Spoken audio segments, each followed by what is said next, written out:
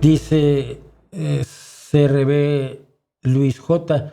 ¿Te enteraste de que en el estado de Zacatecas, en México, el gobierno mandó a reprimir a campesinos, secuestraron y golpearon a estudiantes, los amenazaron con quitar los apoyos? Sí, es normal. Es normal. Es exactamente lo que se puede esperar de una dictadura o de un gobierno autoritario que quiere convertirse en dictadura de partido a largo plazo. Hace tiempo, voy a perder mucho tiempo con esto, pero miren, hace tiempo vengo pensando que no hay dictaduras de derecha ni de izquierda. Dictaduras que sirven a intereses, pero las dictaduras son dictaduras, no tienen ideología. Pueden simular ideologías para poder seguir en el poder, para poder ejercer la violencia contra los más desprotegidos, pero no tienen ideología.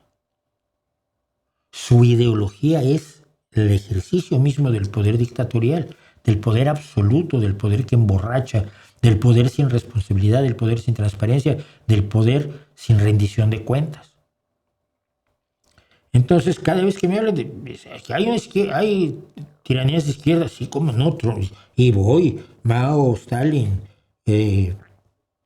Pol Pot, Fidel Castro, Daniel Ortega, pero luego llegas a Maduro y dices, ¿ese tío es de izquierda? ¿O es simplemente un tirano? ¿Tenía alguna ideología?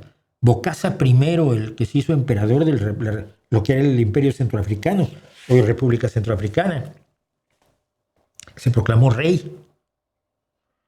O un tirano como Idi Amin, un tirano como Jorge Rafael Videla. ¿Tenían ideología? No creo. O lo dudo mucho, ¿no? Se adscribían probablemente una ideología, pero ese no era el motivo para sus acciones. El motivo para sus acciones era el ejercicio del poder. Igual me va por ahí la cosa. No lo sé, tengo que pensarlo.